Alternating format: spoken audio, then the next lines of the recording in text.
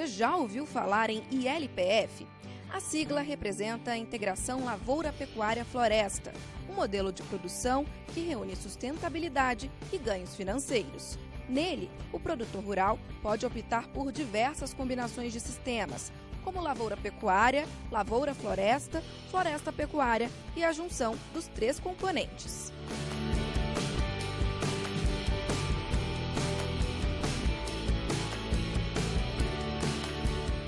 Entre as principais vantagens da integração estão a recuperação de nutrientes no solo e as árvores que fazem sombra para o gado.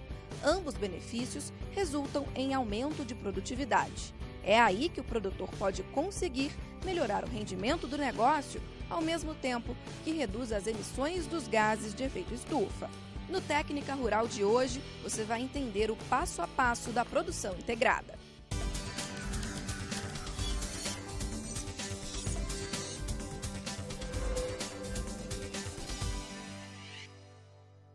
Uma das formas de fazer a integração lavoura-pecuária-floresta é durante a principal safra do ano.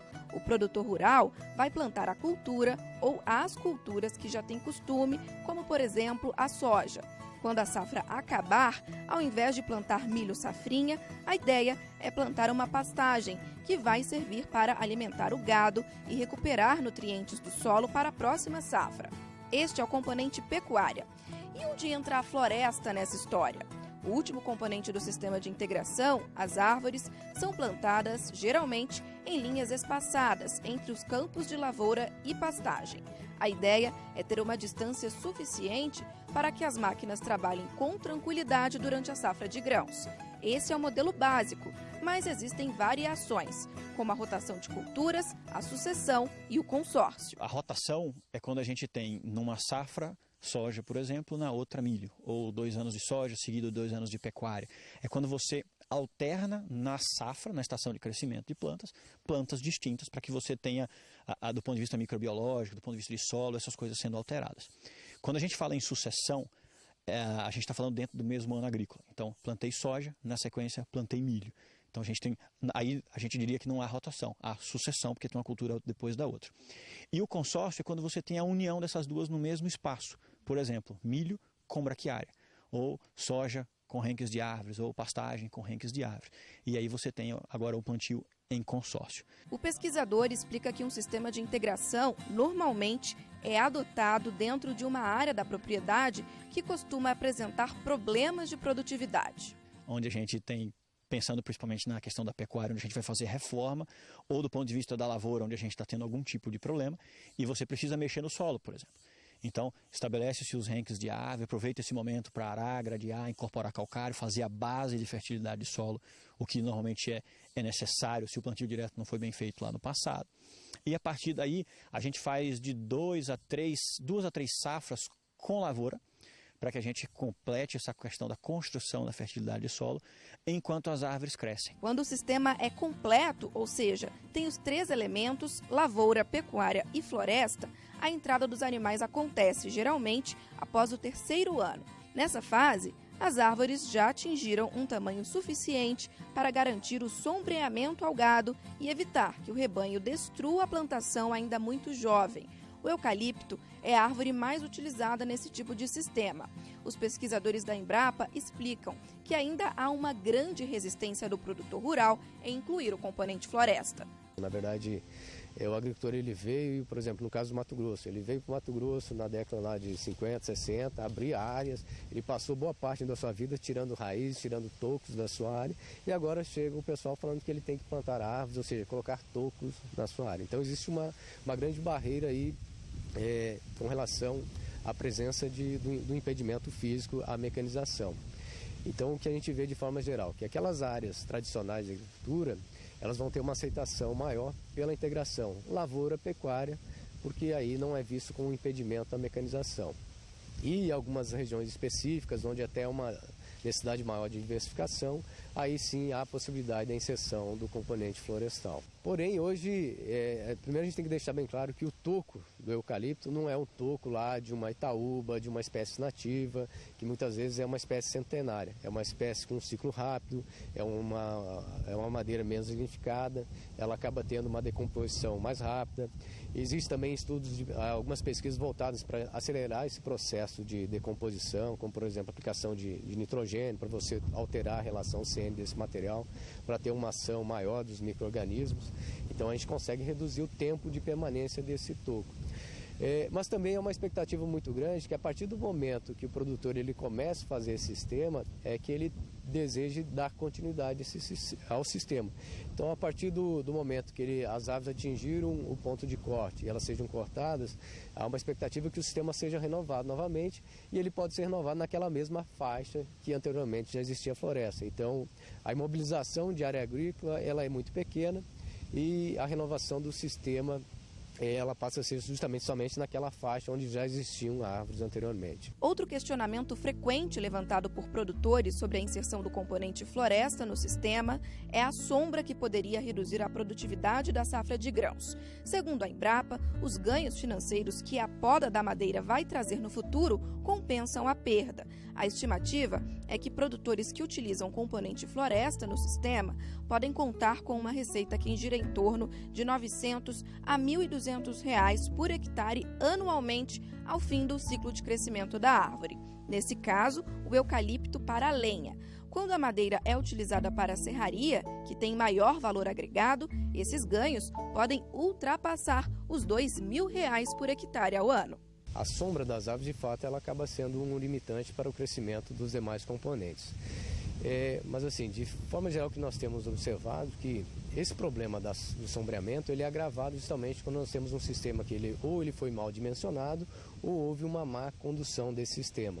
Porque ao longo do crescimento das árvores nós também temos que realizar algumas práticas justamente para minimizar esse efeito do sombreamento, que é a poda dos galhos dessas árvores inicialmente e posteriormente também a realização de desbaste, a remoção de algumas árvores dentro do sistema para que permitam uma maior passagem de luz para o sistema como um todo.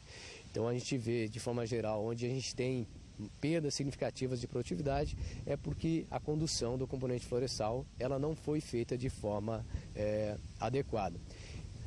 Mas há de fato uma certa perda em função do sombreamento, mas é uma perda menor e essa perda ela acaba sendo compensada pelo componente florestal. E o mesmo componente florestal que gera receita quando a madeira é vendida também traz ganhos enquanto a árvore está de pé. Segundo a Embrapa, quando o gado tem sombra, ele pasteja por mais tempo, o que significa que o tempo gasto para que o animal chegue ao peso do abate vai ser menor. A conclusão desconstrói o mito de que rebanho na sombra fica ocioso. Outra crença que não faz sentido é a de que pasto usado para cobertura de solo perde a eficácia da ciclagem de nutrientes quando é pisoteado pelo gado. Dados da entidade apontam que áreas com a pastagem braquiária têm a efetividade mantida mesmo quando pastejadas pelo gado. No experimento em Mato Grosso, a produtividade da soja na safra posterior ao pasto aumentou em cerca de 5 sacas por hectare. O que a gente tem hoje dos estudos é que as plantas forrageiras são plantas que foram feitas para serem pastejadas. A seleção foi feita assim ao longo dos últimos anos, dos últimos milhares de anos. Então, toda vez que você tem uma planta forrageira sendo pastejada, existe um estímulo à produção de novos perfilhos, de novas plantas forrageiras. E a cada vez que isso acontece, eu tenho o sistema radicular novo sendo formado, uma nova planta sendo formada, deposição de matéria orgânica, folhas velhas que morrem, e com isso a gente aumenta, inclusive, a produção de matéria orgânica na área e a melhoria do sistema radicular em profundidade, inclusive. Quando se fala em recuperar os nutrientes do solo, o sistema de integração é um dos campeões. Os resultados podem até ajudar a reduzir os custos de produção da safra de grãos, já que ajudam a reduzir a necessidade de aplicação de produtos para fazer a preparação do solo. A gente tem tido sempre números crescentes quando a gente faz pastejo nessas áreas e depois vem com a soja, porque isso aí traz junto com a planta forrageira nitrogênio, fósforo, potássio, todos esses nutrientes são ciclados aí a partir do momento em que você tem a pastagem produzindo nessas áreas. né? Isso aumenta a ciclagem de nutrientes e faz com que você utilize melhor. E as braquiárias têm raízes muito profundas, a gente tem relatos aí de raízes até 2 metros de profundidade, onde a gente pode recuperar esses nutrientes que foram aí utilizados na soja ou no milho no plantio anterior e trazê-los de volta à superfície, para que isso seja um benefício para a soja no momento seguinte, sem contar com a grande quantidade de matéria orgânica que é fornecido por essa planta, o que melhora a condição de umidade do solo, permeabilidade de água, mudando muito do ponto de vista físico, químico e microbiológico o solo para a nova cultura da soja que vem na sequência. Quando nós inserimos o componente florestal dentro desses sistemas, ele tem um papel muito importante justamente por ativar os ciclos biológicos lá da ciclagem de nutrientes, a integração do ciclo bioquímico com o ciclo geoquímico, que é o chamado ciclo biogeoquímico, tanto a ciclagem a nível de planta quanto a nível de solo. Então nós temos e o componente florestal também com um sistema radicular mais profundo, uma capacidade de recuperar nutrientes numa profundidade até maior que as gramíneas, trazendo esses nutrientes para a superfície e elevando a eficiência de utilização de nutrientes para o sistema.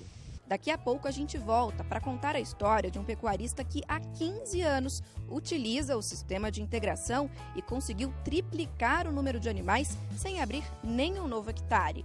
Quais são os custos e como ganhar dinheiro com a integração lavoura-pecuária-floresta?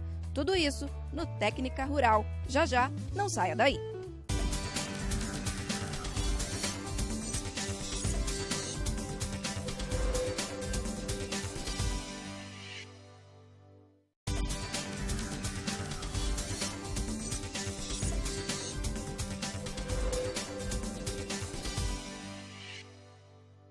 Estamos de volta com o Técnica Rural de hoje sobre integração lavoura-pecuária-floresta. Vamos até Sinop, no norte do estado de Mato Grosso. Aqui fica a propriedade do seu Valdemar. Em 2.400 hectares, ele cria 4.700 cabeças de gado. Mas há 15 anos, antes de começar a fazer a integração lavoura-pecuária-floresta, essa mesma área não alimentava nem a metade do rebanho atual. Eram apenas 1.700 cabeças. O sistema foi implantado depois que as contas apertaram. A necessidade é econômica, né? Porque as nossas pastagens degradaram e se você não fizer uma melhora nela, uma reforma de pastagem, você não tem pasto, né? O capim. E para ter o capim você tem que investir. Então a gente investiu com outras culturas, né? Com arroz, para poder ajudar no custo de reforma das pastagens. O arroz foi a cultura inicial, mas há 11 anos é a soja que ocupa metade da propriedade durante a principal safra do ano. Em 2004 a gente começou a plantar soja, porque fizemos o ciclo do arroz nas áreas e passamos a plantar soja. E a soja é uma leguminosa, ela melhora muito mais o solo, e é onde nós tivemos uma melhora qualitativa e quantitativa de pastagem e até de produção de soja. O retorno financeiro da soja você faz com lucro, ela tem que te produzir e deixar lucro. E na palhada da soja nós plantamos arrozes, fizemos cobertura do solo e produzimos carne na seca. Além de produzir soja e criar gado, seu Valdemar também planta floresta, mas não na mesma área. Um dos motivos é o sombreamento que as árvores fazem na lavoura e a dificuldade de entrar com as máquinas. A solução para o problema deve chegar logo.